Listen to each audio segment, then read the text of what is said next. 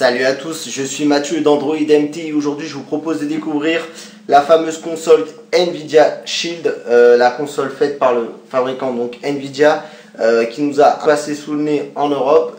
Et donc on va essayer de regarder ensemble quelle est l'utilité de ce produit. C'est une petite console portable qui tourne sous Android. On va essayer de regarder les diverses facettes que propose Nvidia. C'est un produit vraiment complet et intéressant. Et on va regarder ensemble. Ce test vidéo viendra compléter mon test écrit que vous pouvez retrouver sur android-mt.com. Je vous y donnerai les plus et les moins et également la note de notre labo. Voilà, donc je vous propose tout de suite de faire un tour sur le produit et on va regarder ensemble ce qu'il est possible de faire. Au niveau du design, la console de Santa Clara est avant tout une manette qui aura été fortement inspirée de la manette Xbox 360 avec un écran incrusté. Les matériaux utilisés avant tout sont entièrement du plastique avec certaines variantes comme en dessous du plastique soft touch et en haut du plastique plus dur. Le constructeur nous joue la carte de la personnalisation puisque la partie supérieure est aimantée et détachable. Vous pouvez retrouver différents modèles sur le web et également vous pouvez retrouver une pochette pour protéger la console en cas de chute. La console est plutôt bien équipée, elle dispose d'un port micro HDMI, d'un port micro USB et d'une sortie casque. Au-dessus, vous retrouvez un port micro SD afin d'étendre les 16 Go déjà disponibles sur la console et une grille d'aération pour laisser dissiper la chaleur correctement. Et enfin, on y retrouve également les 4 gâchettes dispositionnées comme celles d'une Xbox 360 ou d'une PS3. La console utilise un système de clapet un peu comme une Nintendo DS ou 3DS, équipée comme une vraie manette de console avec 2 sticks analogiques, une croix directionnelle ainsi que 4 boutons. Les boutons du milieu permettent de piloter la tablette puisqu'elle tourne sous Android. On y retrouve le bouton retour, le bouton volume, le bouton home et également un bouton qui fait office de start mais également à une autre fonctionnalité de mapping tool. Le bouton du milieu Nvidia permet d'accéder à l'environnement Nvidia donc appelé Tegra Zone où les différents services du caméléon sont disponibles sur cette interface. La petite console portable est équipée d'un écran 5 pouces d'une résolution 1280 par 720. On a ici du 720p qui est à la fois à l'aise dans le contenu multimédia ou dans les jeux ainsi que dans la lecture de sites web. Passons un peu aux fonctionnalités de la console. Une fois que vous êtes équipé d'un adaptateur micro HDMI, il est possible de la brancher sur n'importe quel écran. Nvidia veut avant tout dire que avant d'être une console portable, c'est une console tout court, donc et admettons aussi une console de salon. Il est possible d'activer le mode console, mode ou pas. Et si vous ne l'activez pas, les deux affichages restent en simultané sur les deux écrans. Vous pouvez alors utiliser votre console Nvidia Shield comme n'importe quel lecteur multimédia, accéder à vos contenus et à vos services Google, par exemple ici sur YouTube. Vous pouvez donc regarder les vidéos en version HD sur votre téléviseur ou sur votre écran d'ordinateur. Cette petite console peut devenir alors un véritable petit ordinateur capable de répondre à pas mal de besoins. Je vous rappelle qu'également il a son port micro USB qui lui permet de brancher en câble OTG, donc en port USB, et d'y brancher également un clavier ou une souris. Cette console peut également devenir un vrai lecteur multimédia puisqu'elle est capable de décoder des vidéos allant jusqu'à la 4K, donc c'est-à-dire supérieure à la HD. Bien entendu, pour le moment, il faudra avoir aussi également un téléviseur capable de supporter cette résolution, mais elle décode ce format vidéo très à l'aise grâce à son processeur Tegra 4 intégré dans la console et qui permet de décoder la vidéo sans aucune difficulté avec le lecteur d'origine. Mais place au jeu et activons le mode console qui va éteindre l'écran de la Shield pour se focaliser uniquement sur la sortie vidéo que vous aurez choisie. Donc pourquoi pas un écran de PC ou également un téléviseur.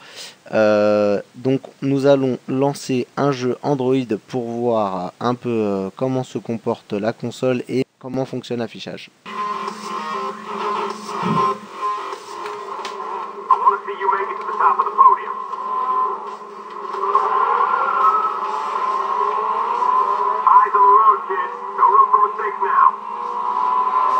On est vraiment très à l'aise avec la prise en main des jeux, hein, la manette répond super bien, le jeu était déjà configuré, je n'ai rien eu à faire. Il semble que ce jeu soit déjà optimisé pour la manette de la Nvidia Shield, ce qui est un vrai plaisir. Voilà, on retrouve enfin les sensations d'un jeu sur un jeu qui est destiné aux surfaces tactiles. Donc voilà, on voit que la maîtrise est plutôt bonne au niveau des touches. On gagne vraiment en précision et les jeux deviennent tout de suite beaucoup plus fun. Autre jeu déjà optimisé avec la manette Modern Combat 4, et là je voulais juste m'arrêter pour vous montrer un peu l'interface du mapping tool qui est quasiment identique à celui de chez Arcos sur sa Gamepad 2. Et donc du coup voilà, c'est vraiment la même chose, je vais pas trop m'éterniser là-dessus, mais ça fonctionne très très bien. Je vous ferai une petite démo, des menus assez intéressants qui nous permettent de partager un mapping tool qu'on aurait déjà fait, de les envoyer sur les serveurs Nvidia pour que ça puisse servir à d'autres, mais également de récupérer un mapping tools déjà effectué sur plusieurs jeux. Donc voilà, c'est plutôt intéressant, tout est concentré dans l'interface de Nvidia, et ça c'est vraiment un gros plus quand on n'a pas envie de s'embêter à paramétrer les boutons. Donc voilà, un FPS également, on gagne pas mal en précision de shoot avec la manette. Alors moi je suis pas un expert en FPS, mais voilà, en tout cas c'est très précis, très nerveux, et les sensations on les retrouve tout de suite là, sans avoir les doigts qui nous cachent l'information. C'est vraiment agréable, ça répond super bien. Alors moi je suis vraiment pas du tout un expert, donc je n'étalerai pas trop mes talents en FPS. Je vous propose de découvrir alors un jeu qui a été donc qui n'est pas un jeu compatible avec la manette d'origine, hein, qui a été dont laquelle j'ai récupéré les configurations de mapping tool, hein. Donc il y a énormément de jeux qui ont déjà été configurés, puisque de mémoire à chaque fois que j'ai recherché une configuration déjà toute faite, je n'ai pas eu de difficulté. Donc voilà, la communauté a l'air d'être bien active. Une fois de plus, c'est sur le mapping tool, on a un menu qui nous permet de récupérer ou d'envoyer sa configuration de mapping tool à Nvidia, et qui permettent d'être récupérés. Donc c'est vraiment agréable, il n'y a rien à faire. Voilà, on a l'impression que tous les jeux sont compatibles, alors que c'est pas spécialement le cas, mais c'est le travail de la communauté qui est présent ici. Donc voilà, NBA Jam avec laquelle je joue avec la manette, ça se passe très bien, c'est vraiment agréable. Voilà, donc ça c'est un des aspects également de la Shield, voilà, très clairement, ça c'est les jeux qu'on pourra retrouver sur sa console et avec laquelle on s'amusera énormément. Alors si je voulais attaquer la Shield également, je ne pouvais pas passer à côté de justement l'émulation. Et pour répondre aux questions que certains pourraient se poser, bah, l'émulation c'est juste une merveille sur cette console.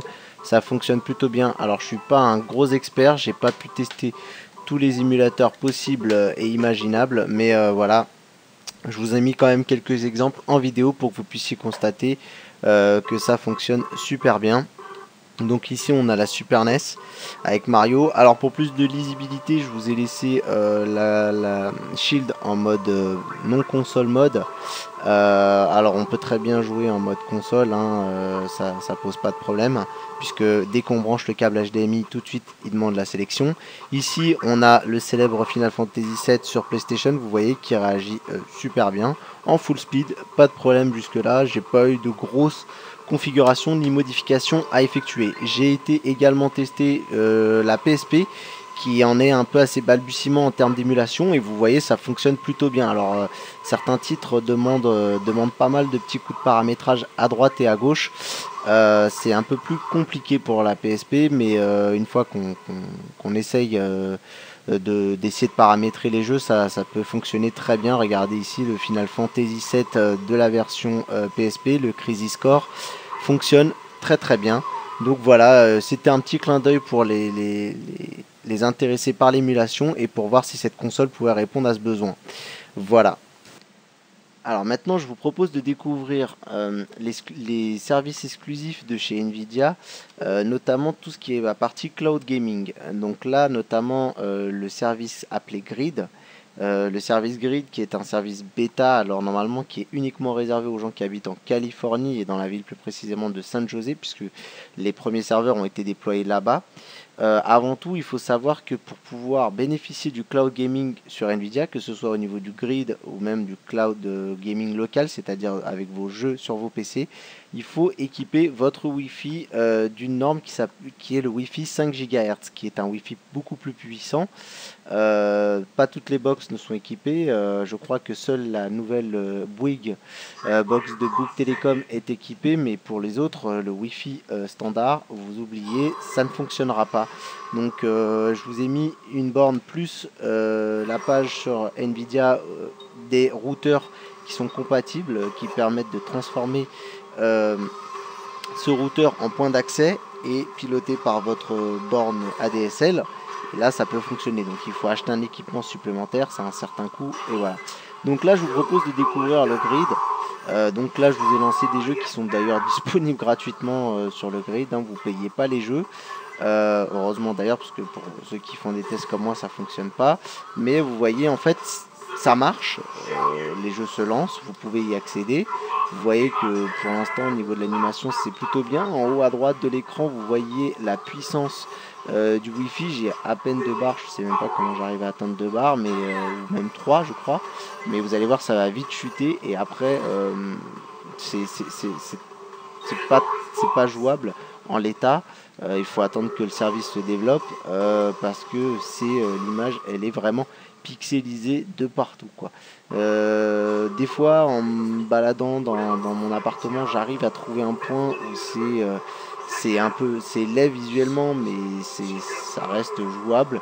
Mais non, l'état, les plus exigeants d'entre vous banniront complètement ce service. Pour l'instant, c'est vraiment réservé à une certaine partie de la population. Vous voyez ici, on a des saccades, on a des pertes de framerate important, ça pixelise. C'est vraiment plus là pour vous faire une démo des possibilités. Alors on sait que peut-être ça arrivera, peut-être qu'on accédera à ce service de manière plus optimale et optimisée. Donc Nvidia, si vous nous entendez, bah, nous on est preneurs, hein. Voilà, c'était juste pour vous faire une petite démo technique. Donc là c'était Street Fighter versus Tekken et c'est tellement difficilement jouable que je n'arrive pas à gagner. Voilà, mais c'était pour vous montrer le fait que ça existait. Donc là on va passer à la partie qui nous intéresse un peu plus, qui est le streaming de jeux en local sur notre machine. Alors nous voilà pour la dernière partie de cette découverte de la Shield, hein. On va découvrir ensemble le streaming local des jeux. Alors il faut savoir que on avait déjà cette première contrainte d'avoir un routeur compatible avec le Wi-Fi 5 GHz, mais maintenant il faut savoir qu'il faut aussi posséder une carte graphique Nvidia, donc AMD c'est mort, et qui dispose des processeurs Kepler graphiques, donc c'est à partir de la série 600 chez Nvidia. Donc vérifiez bien que votre configuration de PC est compatible. Moi j'ai une carte graphique Nvidia 760 qu'on peut trouver, par exemple celle-ci je l'ai trouvée aux alentours de 200 €. Les 600, on peut les trouver un peu moins chères et elles sont compatibles. Vérifiez bien qu'elles détiennent la mention compatible avec technologie Kepler. Donc là, je vous fais une petite démo de Assassin's Creed Black Flag qui fonctionne. Donc l'idée était de récupérer la manette sans fil Xbox 360 qui est reliée sur mon PC et de l'emmener dans mon salon qui se trouve à une distance quand même assez lointaine et ça fonctionne plutôt bien. Là, très clairement, on relève quelques saccades parce que Black Flag n'est pas encore bien compatible avec le streaming. Nvidia travaille et améliore de plus en plus son concept. On a des jeux qui sont compatibles avec le streaming, mais qui ne sont pas forcément dans la liste des jeux recommandés par Nvidia. Je vais vous en montrer un autre plus tard qui fonctionne et qui n'est pas dans cette liste, mais voilà, l'idée elle est là, l'idée c'est de reporter les jeux qu'on a sur son PC et de pouvoir en bénéficier sur son salon. Donc on sait actuellement que la société Steam travaille notamment sur une Steambox qui est une console de jeu, et là vos jeux Steam, puisque c'est les jeux Steam qui sont recommandés, fonctionnent aussi également à distance. Alors il y a des jeux non Steam qui fonctionnent, vous allez voir, le jeu que je vais vous montrer juste après n'est pas un jeu Steam, mais qu'il faut absolument mettre dans sa bibliothèque de jeux Steam. Donc on peut rajouter des jeux qui ne sont pas Steam sur sa bibliothèque. J'espère que je suis assez compréhensible dans mon discours, et sinon bah voilà, ça fonctionne plutôt bien, et l'idée c'est de retrouver comme dans une console de salon son environnement, son jeu. Donc voilà, Naruto, vous voyez, ça fonctionne très bien sans perte d'image, il n'y a pas de lag à relever ici. Le jeu fonctionne très très bien, donc bon, c'est une expérience que Nvidia doit encore un peu améliorer pour vraiment profiter, voilà, mais le concept est très intéressant, puisque on peut retrouver ces moments où on est devant son PC et on joue en ligne avec ses amis, et le fait de pouvoir aussi également déporter les jeux de ces PC sur un environnement un peu plus classique comme une console de salon, avec nos amis, et pourquoi pas faire un FIFA. J'ai testé FIFA Fonctionne également, FIFA 14, et voilà, donc il y a pas mal de jeux qui fonctionnent plutôt bien. Donc voilà, c'était un peu le concept que je voulais vous présenter de la Nvidia Shield. Vous pouvez retrouver le test écrit, où là je mentionnerai un peu les côtés positifs et négatifs de la console. Et là c'était plutôt une vidéo pour vous montrer ce qu'il était possible de faire avec cette Nvidia. N'hésitez pas à nous mettre un petit j'aime sur la vidéo si vous avez apprécié, et nous laisser un petit commentaire si vous avez des questions, j'essaierai d'y répondre. Voilà, c'était Mathieu pour Android MT, merci beaucoup, à bientôt, salut les gens.